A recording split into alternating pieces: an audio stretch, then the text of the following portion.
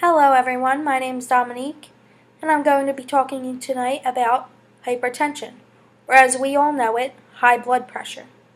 How many of you know someone in your friend or family circle that has high blood pressure? I bet most of you would say you do, and most of you would say a lot. That's because in the United States alone, 1 in 3 U.S. adults have high blood pressure. In my family alone, 75% of my immediate family has been diagnosed with high blood pressure, excluding me. And I'm going to tell you some tips and tricks on how to prevent high blood pressure, like I am. So first, I want to explain what blood pressure is, and then we can go into how we can prevent it. So blood pressure is the force of blood pressing up against the walls of your arteries.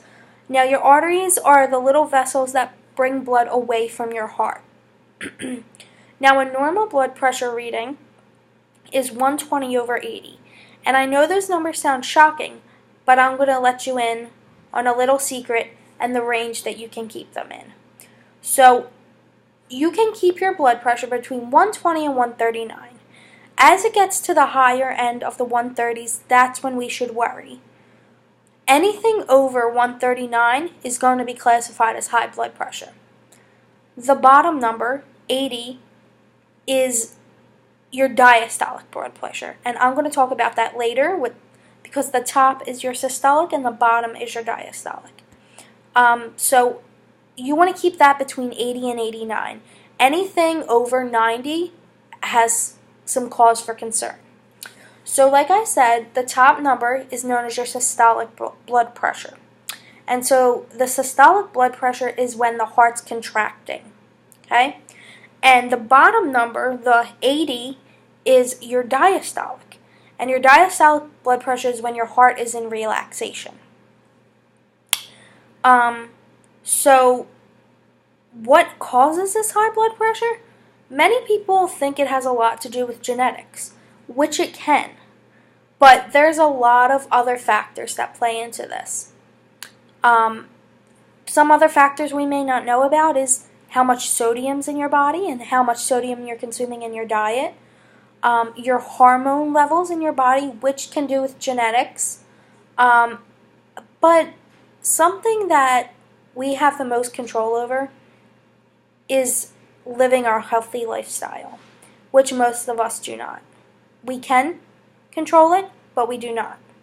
So some people who have these issues, some people are at higher risks than others for developing hypertension. People like older adults, because they struggle to eat right and exercise sometimes. African Americans are more likely to be diagnosed with high blood pressure. Pregnant women, something called preeclampsia, overweight and obese adults, alcoholics, like I said before, a heavy salt diet, and diabetes is another factor. So sometimes the warning signs are really hard to tell. Patients with hypertension and patients without hypertension tend to look the same.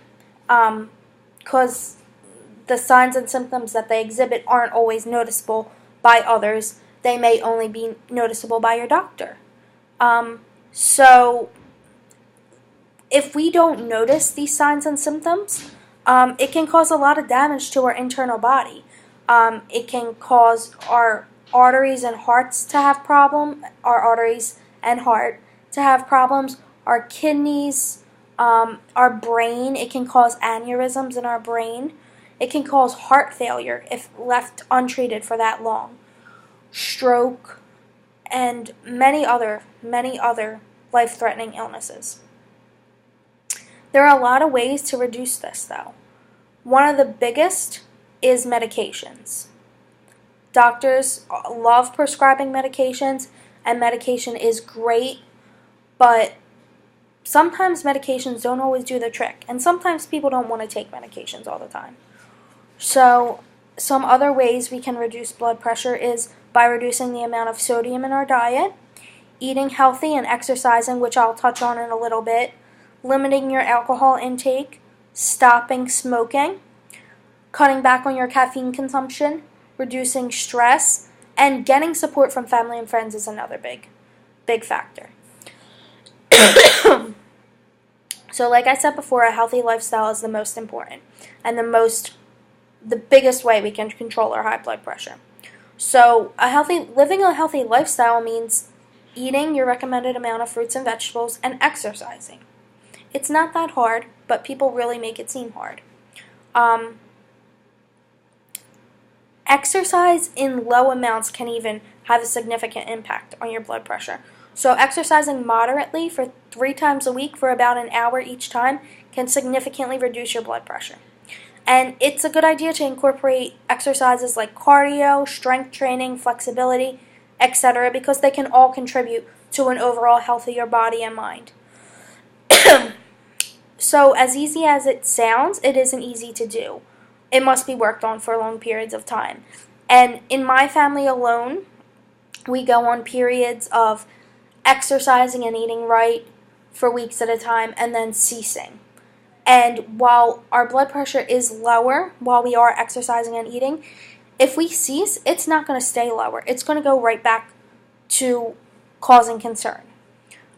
So it's important to know that we can control this, and we should make more strides to control it because it'll lead to a healthier lifestyle. Thank you.